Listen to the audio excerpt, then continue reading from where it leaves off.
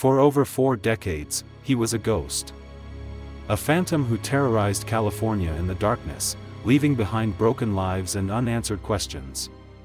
He committed at least 13 murders, 50 rapes, and over 120 burglaries across the state. Then in 1986, he simply vanished. Disappeared into thin air. Detectives had his DNA. They had his fingerprints. They had witness descriptions. But they had no name. No face. No idea who he was. The case went cold. Decades passed. Victims grew old waiting for justice. Some died never knowing who had destroyed their lives. Investigators retired, taking their frustration to the grave. The killer was out there somewhere, living freely, perhaps raising a family, going to work every day like a normal person. A monster hiding in plain sight. But in 2018, everything changed. New technology. New methods. New hope. This is the story of how they finally caught the killer who vanished for over 40 years. The man known as the Golden State Killer. It started in June 1976 in Rancho, Cordova, a quiet Sacramento suburb where families felt safe. Where people left their doors unlocked. Where children played outside until dark. That innocence shattered when a masked intruder broke into a woman's home and sexually assaulted her in her own bedroom. The attack was brutal, calculated, terrifying. But it was just the beginning. Over the next 10 years, the man who would become known by many names, the Visalia Ransacker, the East Area Rapist, the original Night Stalker, and finally the Golden State Killer, would leave a trail of devastation across California. He was methodical. Patient. Intelligent. He would stalk his victims for days, learning their routines, their schedules, their habits. He would break into homes when families were away and unlock windows, hide rope and ligatures, prepare his crime scenes in advance. When he returned to attack, he was ready. And his victims never saw him coming. His methods were chilling in their precision. He wore a mask, always concealing his face. He spoke in a low, menacing whisper through clenched teeth.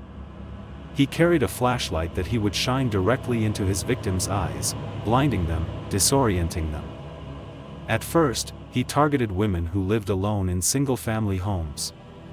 He would wake them from sleep, a knife at their throat, threatening to kill them if they screamed. But his crimes escalated.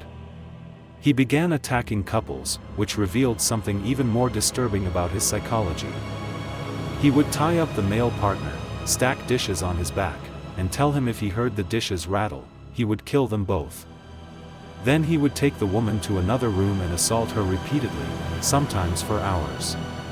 During the attacks, he would eat food from their refrigerator, drink their beer, rummage through their belongings. He was asserting dominance, control, power over every aspect of their lives. But the physical violence wasn't enough for him. He wanted to torment his victims psychologically, to extend his control beyond the night of the attack. He would call them afterward, sometimes days later, sometimes months later. Heavy breathing on the line. Then his whispered voice, "I'm going to kill you." Some victims received dozens of calls. They lived in constant fear, never knowing when he might return. He also called randomly dialed numbers, saying cryptic things, practicing his intimidation techniques. In one chilling call, he seemed to be crying, saying, "I hate you," over and over. Was it real emotion? Or another manipulation? Detectives believed he loved the psychological warfare as much as the attacks themselves. He stole strange items from his victims' homes. Jewelry. Photographs. Driver's licenses. Wedding rings. One earring but not the other. Personal items that held emotional value. Trophies. Reminders of his power over their lives. Souvenirs of their suffering. On February 2, 1978, the violence reached a new level. Brian and Katie Majori were walking their dog in a Rancho, Cordova neighborhood when they encountered the masked intruder. What happened next is unclear, but the confrontation ended in murder. Brian was shot and tried to run. Katie ran in the opposite direction, screaming for help. The killer caught up with her and shot her in the head. 2 lives ended. 2 families destroyed. This was his first known murder, but it wouldn't be his last. The attacks continued, spreading south to Santa Barbara, Ventura, and Orange counties. His crimes became more brutal, more violent. In several cases, he bludgeoned victims to death with a blunt object, striking them repeatedly long after they were dead. The rage was escalating. The control he craved was transforming into pure violence. Entire neighborhoods lived in terror. People installed alarms, bought guns, formed neighborhood watch groups. But no one could stop him. What investigators didn't know then was that the man terrorizing California had once sworn to protect it. Joseph James DeAngelo was born on November 8, 1945, in Bath, New York. He served in the Navy during the Vietnam War. When he returned, he pursued a career in law enforcement. From 1973 to 1976, he worked as a police officer in Exeter, California. He knew police procedures. He understood investigations. He knew how to avoid leaving evidence. In 1976, he transferred to the Auburn Police Department in Sacramento County. This was the same time the East Area Rapist attacks began in Sacramento. The same year. The same area. But no one made the connection. On September 11, 1975, while still a police officer, DeAngelo shot and killed Professor Claude Snelling in Visalia. Snelling had confronted DeAngelo attempting to kidnap his teenage daughter. DeAngelo kicked the daughter 3 times in the face and fled into the darkness. A police officer. A killer. 2 identities. 1 monster. DeAngelo continued his double life with disturbing ease. By day, he wore the uniform. By night, he wore the mask. He used his police training to perfect his crimes. He knew how to avoid detection. How to move through neighborhoods without being seen. How to disable alarms. How to leave minimal evidence. He understood forensics before most criminals even knew what DNA was. But in 1979, his law enforcement career ended abruptly. He was fired from the Auburn Police Department for shoplifting a hammer and a can of dog repellent from a hardware store. Such a minor crime for someone who had committed such atrocities. Was it intentional? A cry for help? Or just carelessness? After losing his badge, the attacks continued and became even more violent. Without the structure and identity of being a police officer, perhaps he felt he had nothing left to lose. The murders increased. The brutality intensified. California was living through a nightmare with no end in sight. On May 4, 1986, 18-year-old Janelle Cruz was home alone in Irvine, California. Her family was out of town. She was sleeping in her own bed, in her own home, believing she was safe. The masked intruder broke in through an unlocked window. He bound her. Raped her. Then bludgeoned her to death with such force that the coroner documented extensive trauma to her skull. Janelle was young, vibrant, with her whole life ahead of her. That life ended in unimaginable terror. This was the last known crime attributed to the Golden State Killer. After Janelle Cruz, the attacks stopped. Completely. Suddenly. As if the killer had never existed. No more break-ins. No more rapes. No more murders. No more phone calls. He vanished without a trace, leaving behind dozens of shattered lives and a case that would haunt California for decades. The question that tormented investigators for years: where did he go? Did he die? Move away? Or was he simply living among them, invisible? For years, investigators believed they were hunting multiple criminals. The Visalia ransacker crime seemed separate from the East Area Rapist attacks. The original Night Stalker murders appeared unconnected to the Sacramento rapes. Different regions. Different victims. But in 2001, DNA technology provided a shocking revelation. DNA evidence from the East Area Rapist cases matched DNA from the original Night Stalker murders. It was the same person. One man responsible for crimes spanning hundreds of miles and over a decade. They now knew the scope of his crimes, but they still didn't know his identity. The DNA profile sat in databases. Compared against known offenders. Run through every system available. Nothing. No matches. No leads. No suspect. The killer's DNA was like a fingerprint without a name. Investigators grew old working the case. Some retired. Some died. The file grew thicker, but answers never came. In 2013, true crime writer Michelle McNamara became obsessed with the case. She spent years researching, interviewing survivors, building timelines. She connected with victims and their families. She felt their pain, their need for justice. In her research, she gave the killer a new name, the Golden State Killer. A name that encompassed all his crimes across the state. Her work brought renewed attention to the cold case. She blogged.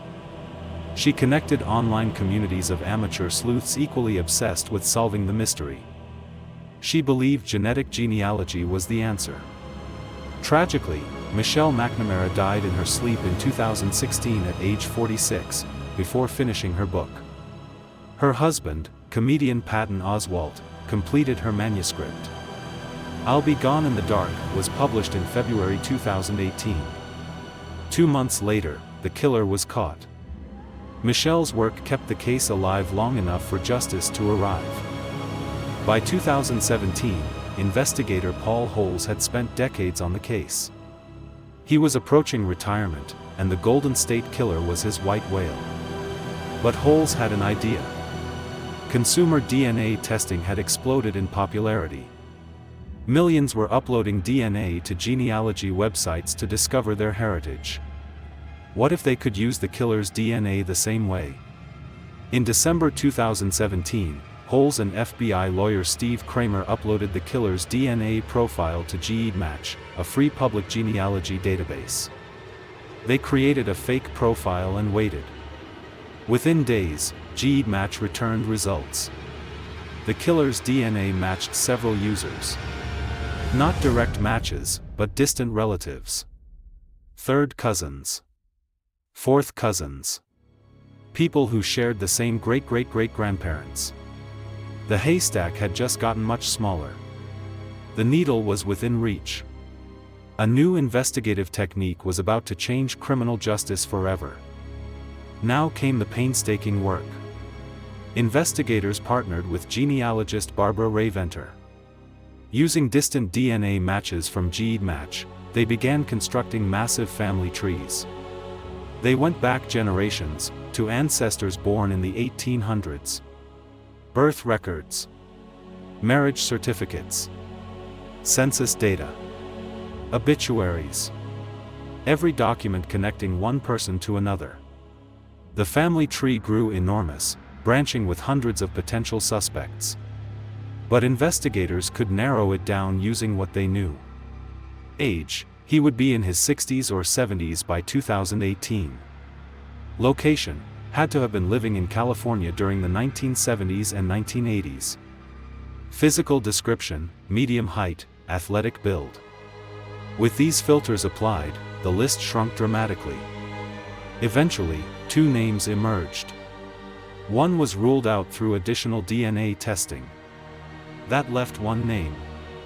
One man. Joseph James DeAngelo.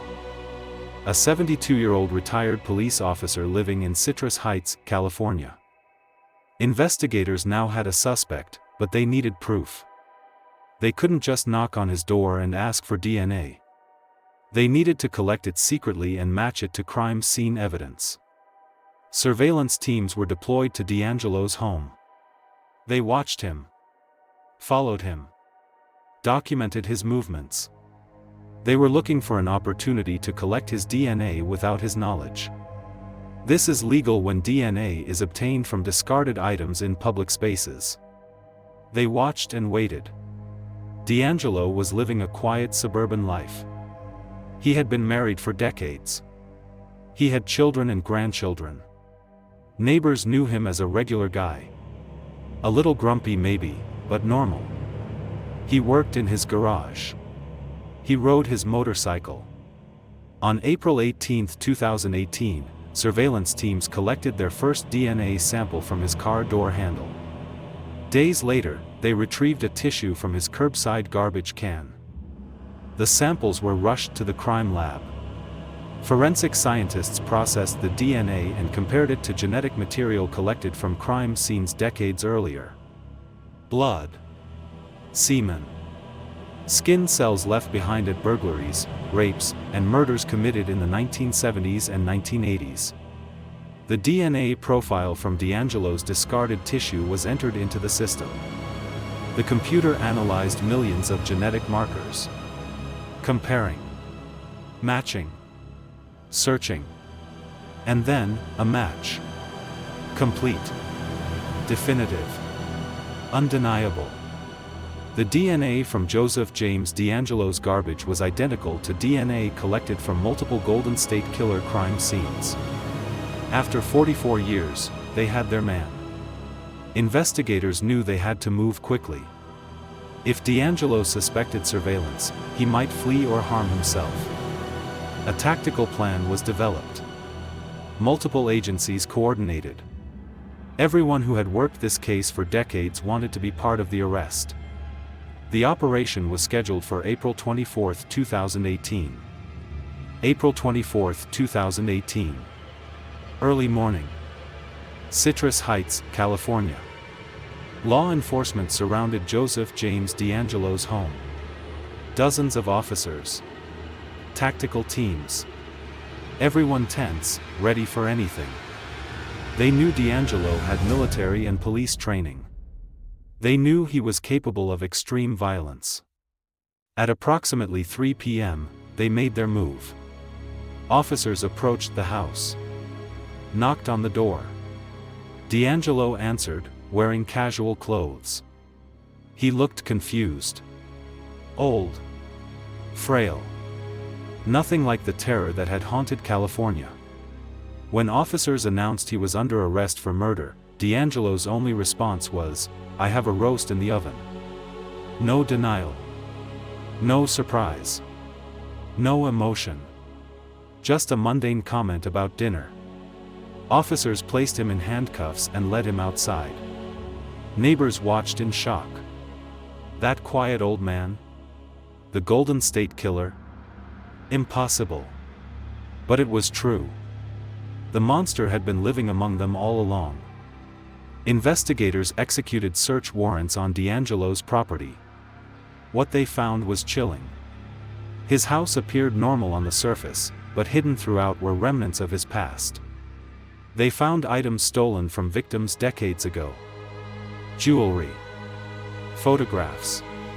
Personal belongings taken as trophies. They found detailed maps of neighborhoods he had targeted.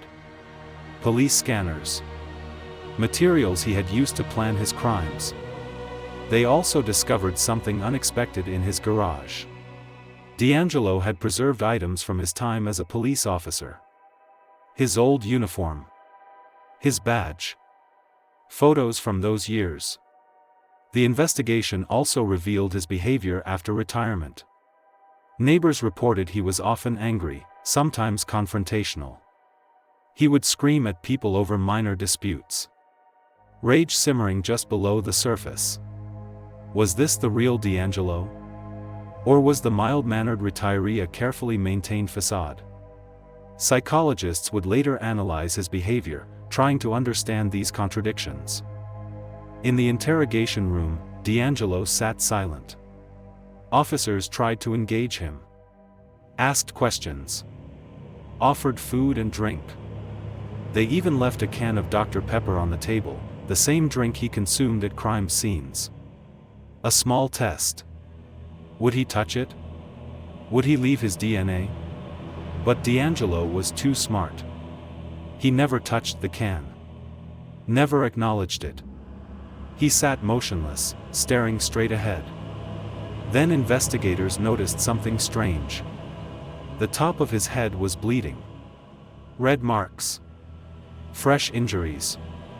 DeAngelo had deliberately run his head into the wall of the interview room. Was he trying to hurt himself? Create a medical emergency? Establish an insanity defense? Officers became concerned he might attempt suicide. They moved him to a monitored cell with 24-hour video surveillance. And what those cameras captured over the following weeks would provide disturbing insights into the Golden State Killer's mind. In his monitored cell, DeAngelo appeared to be a frail, elderly man. He moved slowly, carefully. He struggled with basic tasks. He hunched over, shuffled his feet. To anyone watching, he looked weak, perhaps suffering from dementia. This would become important when his defense attorneys argued he was too old and infirm to stand trial. But the surveillance cameras told a different story. When DeAngelo thought no one was watching, when he believed he had privacy, his demeanor completely changed. He would suddenly move quickly, climb onto his bunk, do exercises. His frailty disappeared when he thought he was alone. Prosecutors watched the footage with growing certainty. He was faking, acting, playing a role just as he had played so many roles throughout his life. The police officer, the devoted husband, the quiet neighbor, and now, the helpless old man. They had to expose this deception. On August 23, 2018, prosecutors filed formal charges against Joseph James DeAngelo. 13 counts of first-degree murder. 13 counts of kidnapping to commit robbery. Each count carrying life in prison or death. But there was a problem with the statute of limitations. California law had changed over decades regarding sexual assault prosecutions. The rapes DeAngelo committed in the 1970s could no longer be criminally charged because too much time had passed. This was devastating for survivors who wanted to see him prosecuted. However, prosecutors found a workaround. They charged him with kidnapping during those assaults, which had no statute of limitations. They also required that as part of any plea deal, DeAngelo would have to publicly admit to the uncharged rapes. He would have to acknowledge every victim, every crime, every life he destroyed. Survivors would get their day in court, even if he couldn't be prosecuted for some crimes. Prosecutors from 6 California counties faced a difficult choice. Should they seek the death penalty? Initially, they announced they would. Many victims and families wanted him executed. They wanted ultimate justice for ultimate evil. But there were complications. DeAngelo was 74 years old. Death penalty cases take decades to work through appeals. Many death row inmates die of old age before execution. California's death penalty was under moratorium anyway. A trial would be expensive, lengthy, traumatic for victims who would have to testify. And there was no guarantee of a death sentence. After extensive discussions with victims and their families, prosecutors made a decision. They would offer a plea deal. DeAngelo would plead guilty to all charges, admit to all crimes including those that couldn't be charged, and receive life in prison without parole. In exchange, the death penalty would be taken off the table. Justice would be served without re-traumatizing survivors. On June 29, 2020, Joseph James DeAngelo appeared in a makeshift courtroom. Due to COVID-19, proceedings were held in a Sacramento State University ballroom to allow for social distancing. Over 150 people attended. Victims, family members, investigators who had worked the case for decades. Everyone wore masks. The atmosphere was surreal, historic. One by one, prosecutors read the charges. 13 counts of first-degree murder. For each count, DeAngelo responded in a weak, quiet voice, guilty. Then came the uncharged crimes. Prosecutors described in horrific detail the rapes, the burglaries, the terror he inflicted. 76 total crimes involving 48 victims. DeAngelo admitted to all of it. He acknowledged his guilt. He confessed to being the Golden State Killer. For the first time in 44 years, survivors heard the words they'd waited decades to hear: "I did it. I am guilty." Over 3 days in August 2020, victims and their families addressed DeAngelo directly in court. The testimony was powerful, heartbreaking, devastating. Jane Carson Sandler, raped in 1976, told him, "I was frozen in fear beyond description. My attention was not on the rape, but where did you put my son?" She described how for 44 years, certain triggers would send her back to that night. A ski mask. Someone yelling, "Shut up." "But my comfort," she said, looking directly at him, "is remembering that you are finally going to prison and will remain there until you die." Other survivors shared similar stories. The nightmares. The broken marriages. The years of therapy. The fear that never went away. Family members of murder victims wept as they described loved ones who never came home. Children who grew up without parents. DeAngelo sat emotionless throughout. Staring straight ahead. Showing nothing. One of the most powerful moments came when Bonnie Ueltzen took the stand. She was DeAngelo's former fiancée. They had dated before his crime spree began. She had broken up with him. Dumped him. Moved on with her life. For a man obsessed with control, being rejected by Bonnie may have been unbearable. Some psychologists believe his rage toward women stemmed partly from this rejection. When Bonnie entered the courtroom, DeAngelo's composure cracked. His breathing stopped. His body tensed. Here was the one woman he couldn't control. The one who had walked away. She stood there and stared at him, reclaiming her power. Another victim confronted him about his anatomy. Multiple survivors had noted he had an unusually small penis. "You're not going to have power over anyone ever again," one survivor told him. The humiliation was deliberate. Deserved. Justice taking many forms. Experts attempted to understand what created Joseph James DeAngelo. What turns a person into a monster? Psychologists noted his need for control was pathological. His anatomy likely caused deep insecurity and shame. Becoming a police officer gave him authority, power, respect. But it wasn't enough. His crimes were an extension of that need to dominate. When he tied up victims, ate their food, violated their homes and bodies, he was playing God. When he took one earring but not the other, he was exerting control over their possessions. When he called them later to terrorize them, he was extending that control beyond the physical attack. His ability to live a double life, to compartmentalize his evil while maintaining a normal facade, indicated high intelligence and psychopathy. He felt no empathy. No remorse. No guilt. They were objects to him.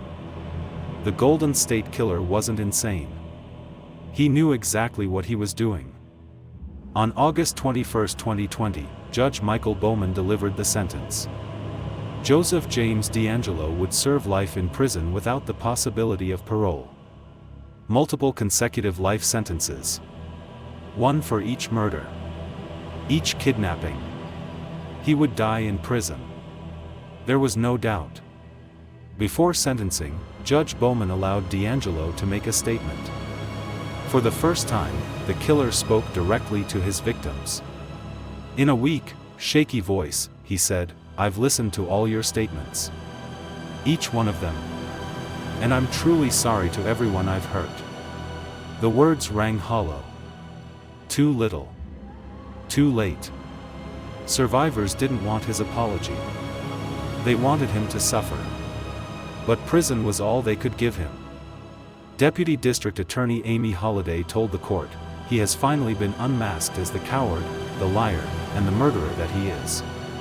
DeAngelo was led away in handcuffs. The courtroom erupted in applause. Joseph James DeAngelo remains imprisoned today. He is in a protective unit because of his crimes and former status as a police officer. He has a job in prison, though officials won't disclose what it is. He will never be released. He will die behind bars. The Golden State Killer case changed criminal investigations forever. It was the first major conviction achieved through genetic genealogy.